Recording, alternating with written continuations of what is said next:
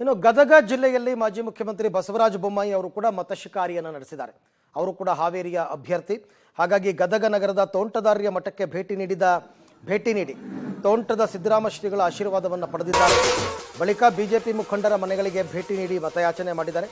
ಮುಂಡರಗಿ ತಾಲೂಕಿನ ಡಂಬಳ ಗ್ರಾಮದಲ್ಲಿ ಬೊಮ್ಮಾಯಿ ಅವರು ಭರ್ಜರಿ ರೋಡ್ ಶೋ ಕೂಡ ಮಾಡಿದ್ದಾರೆ.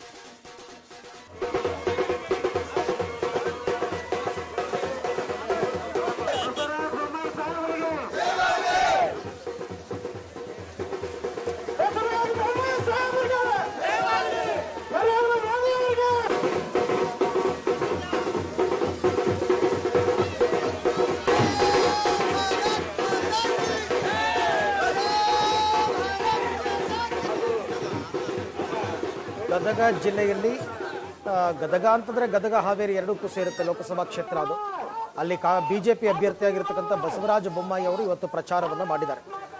ಗದಗ ನಗರದ ತೋಂಟದಾರ್ಯ ಮಠಕ್ಕೆ ಭೇಟಿ ಕೊಟ್ಟು ತೋಂಟದ ಸಿದ್ದರಾಮ ಶ್ರೀಗಳ ಆಶೀರ್ವಾದವನ್ನು ಪಡೆದಿದ್ದಾರೆ. ಮಠಗಳಿಗೆಲ್ಲ ಭೇಟಿ ಕೊಟ್ಟಿದ್ದಾರೆ. ಆಮೇಲೆ ಬಿಜೆಪಿ ಮುಖಂಡರ ಮನೆಗಳಿಗೆ ಹೋಗಿದ್ದಾರೆ, ಮತಯಾಚನೆಯನ್ನ ಮಾಡಿದ್ದಾರೆ. ಜೊತೆಗೆ ಭರ್ಜರಿ ರೋಡ್ ಶೋ ನಡೆಸಿದ್ದಾರೆ.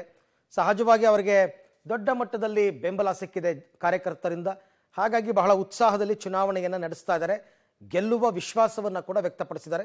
ಈ ಬಾರಿ ಜನ ತಮ್ಗೆ ಆಶೀರ್ವಾದ ಮಾಡ್ತಾರೆ, ತಾವು ಈ ಬಾರಿ ಗೆಲ್ತೀವಿ ಅಂತಕ್ಕಂಥ ಒಂದು ಭರವಸೆಯ ಮಾತುಗಳನ್ನು ಬಸವರಾಜ ಬೊಮ್ಮಾಯಿ ಅವರು ಆಡಿರ್ತಕ್ಕಂಥದ್ದು. ಬಿಜೆಪಿಯ ಅಭ್ಯರ್ಥಿ ತೋಂಟದ ಸಿದ್ದರಾಮ ಶ್ರೀಗಳ ಮಠಕ್ಕೆ ಭೇಟಿ ಕೊಟ್ಟು ಅವರ ಆಶೀರ್ವಾದವನ್ನು ಪಡೆದಿದ್ದಾರೆ.